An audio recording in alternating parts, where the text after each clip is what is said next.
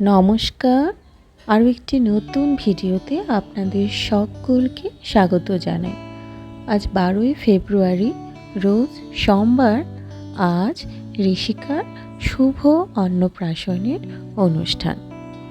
অন্নপ্রাশন মানে হচ্ছে অন্ন প্রাশন বা ভোজন। একটি শিশু যে অনুষ্ঠানের মাধ্যমে সর্বপ্রথম মুখে অন্ন ভোজন করে থাকে তাকে বলা হয় অন্নপ্রাশন। সাধারণত একটি শিশু জন্মের পর 5 মাস বয়স থেকে 8 মাস বয়স পর্যন্ত সময়কালকে অন্নপ্রাশনের জন্য উপযুক্ত সময় হিসেবে বিবেচনা করা হয়।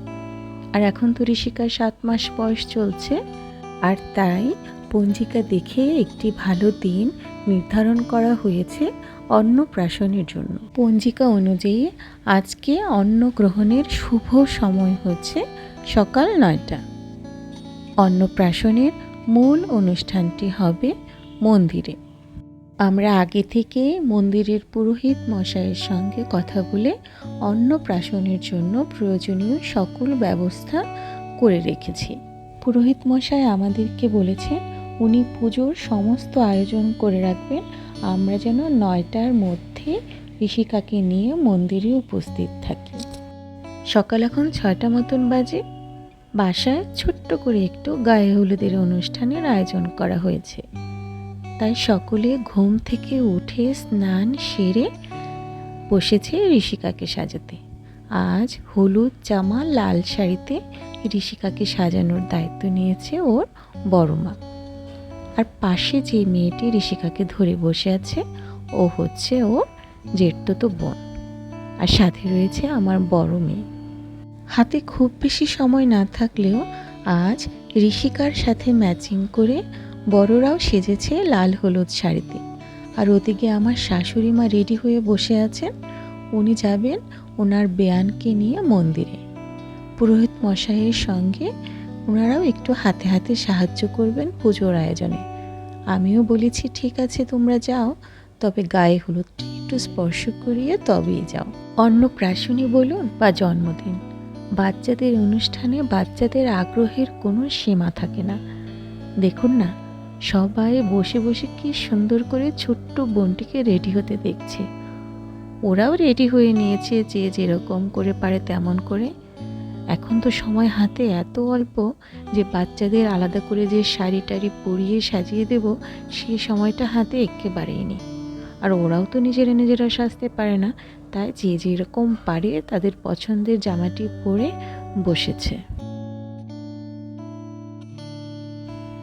অন্নপ্রাশন উপলক্ষে ঋষিকার বাবা ওকে একটি সোনার চেন কিনে দিয়েছেন, আর এখন সেটি গলায় পরিয়ে দিচ্ছেন ঋষিকার ঠাকুরমা। আর ঋষিকার মামা দিয়েছেন ওকে সোনার একজোড়া কানের দুল। এখন তো আর কানের দুল পরার সময় হয়নি, তাই ওটা তোলা থাকবে, যখন বড় হবে তখন পরবে।